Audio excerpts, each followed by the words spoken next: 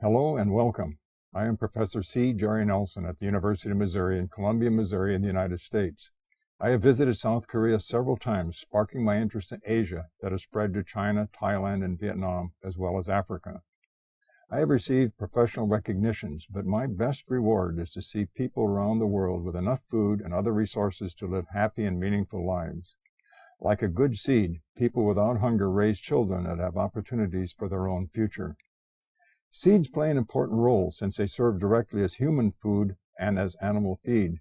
Seeds also serve as medicines and ornaments and are used to plant trees for fruit, nuts, fuel, and construction materials.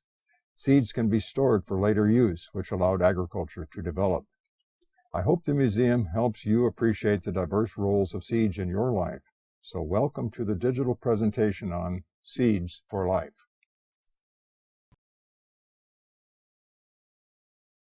A special thank you goes to the Wind Institute in South Korea and to the Division of Plant Sciences at the University of Missouri for encouragement and support on this project.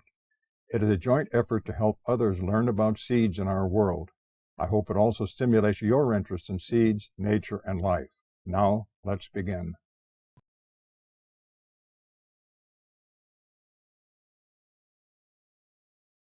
Seeds may be small, but they are powerful and capable of developing into very large plants. Seeds also occur in many shapes and sizes, but each seed has three common parts.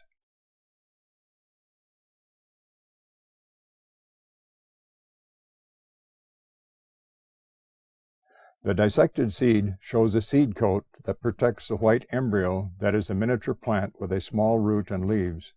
The embryo grows using the endosperm food and makes up most of the seed. The white endosperm has been treated to give it color. Water from the soil or rain is needed for germination. The first step in germination of a wheat seed is to absorb water and swell, during which time the embryo becomes active. Growth begins first as the roots emerge. They grow downward to increase water uptake from the soil. Soon the pointed shoot emerges from the top of the seed to grow upwards through the soil. Note the seed on the right is placed upside down and grows slower since the shoot must first grow from under the seed. It will not catch up with the others. Now we see the pointed tube-like leaf called the coleoptile. It has emerged above the soil surface. The tender true leaves are enclosed within the coleoptile until it emerges above the surface. Once exposed to sunlight, growth of the coleoptile stops and the tender green leaves emerge to the tip of the tube-like leaf. The true leaves gradually elongate through the tip of the coleoptile. The dark structures on the leaves are salt particles that are loosely attached and will fall off when they dry out. The true leaves are rolled up in the coleoptile when they emerge, then gradually unrolled to form the flat leaves that are characteristic of nearly all grasses. The coleoptile does very little photosynthesis. Its main purpose is to penetrate the soil and protect the young leaves while they pass through the soil to emerge. When the true leaves emerge, they begin active photosynthesis while the seed reserves in the endosperm are used up. Some sugars from photosynthesis are transported to the roots for growth and mineral uptake. The plant is now self-sufficient.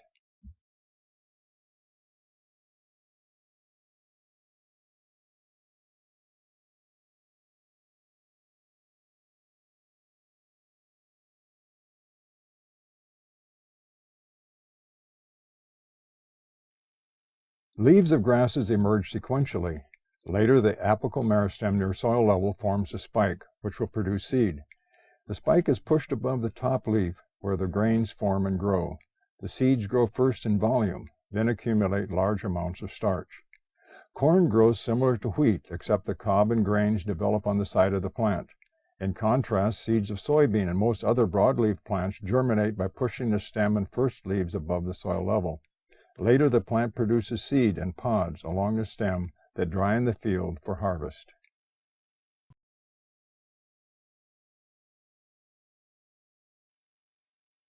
Seeds on plants were not known 350 million years ago. Instead, plants like ferns formed seed-like structures called spores, usually on the bottom of the leaves. The spores would fall to the ground and germinate, but they were not protected from insects and plant diseases, and several would die. About 100 million years later, plants evolved to produce seed in a pouch-like structure that helps protect the seed. This is still a major way for seed production in some trees and in shrubs like yews. About this time, pine trees appeared and had seeds, actually pine nuts, that were protected in the cone by hard structures, but the end was still open. The structures protected the seed when the cones fell to the ground, but small animals could still easily remove and eat the seed. Many of these plants continue to serve mankind as fuel and ornamental plants, therefore contributing to quality of life.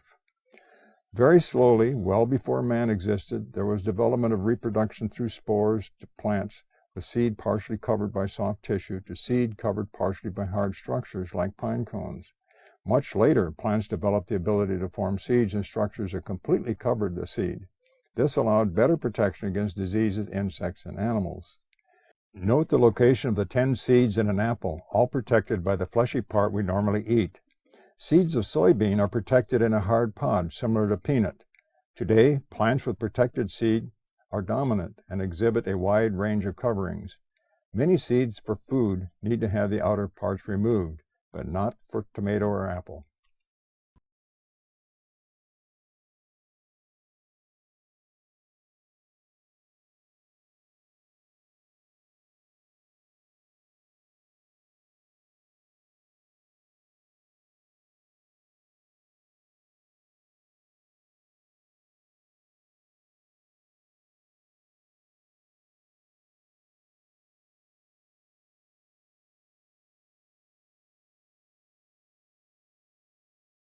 Early civilizations at several locations around the earth survived by hunting animals and gathering plant products.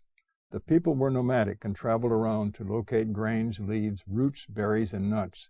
Women and children found the grains and berries. Men hunted animals and caught fish to balance the diet. Groups gradually learned to guide their migration pattern to areas in each season where food and animals were plentiful. The people worked hard to consistently find food and shelter. Successful hunting and finding enough seed and berries were sometimes difficult, especially when droughts or other climatic factors were not favorable.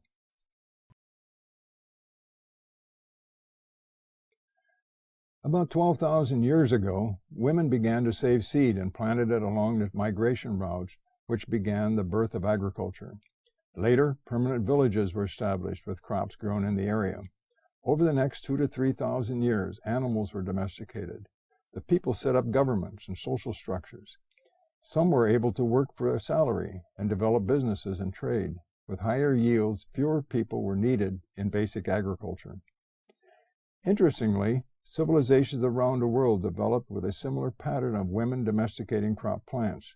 Wheat and barley became main crops in Turkey, rice in China, teff in Papua New Guinea, sorghum in sub-Saharan Africa, and maize or corn in the Americas.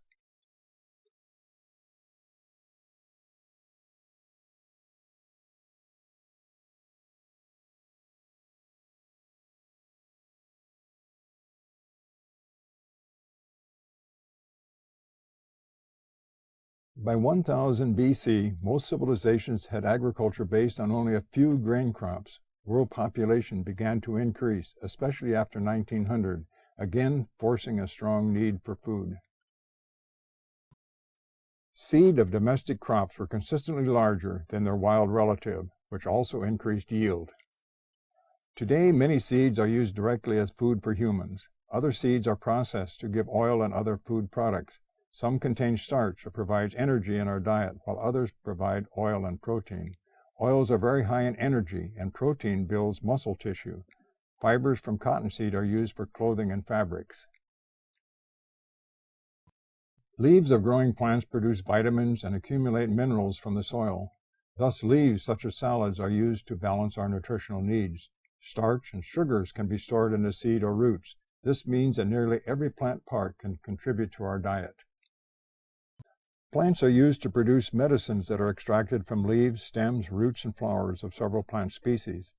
Aspirin was originally extracted from bark of willow trees, and we all know about the medical value of ginseng. Coffee trees produce bright red berries, each with 2 seeds. When ripe, the seeds are dried and dry roasted to release the flavor.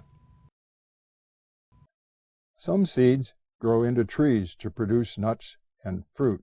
Fast-growing trees produce a softwood that is ideal for paper, whereas slow-growing trees produce a hard wood for construction, fuel, and many other uses. Today, with hunger around the world and a noticeable change in climate, there is need to preserve our vast plant biodiversity. Many plants have not even been discovered, yet may have valuable uses.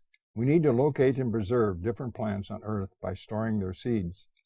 An international seed bank was constructed in Norway by digging deep into a mountain above the Arctic Circle. There, the common and rare seeds are protected naturally by storage at a very cold temperature.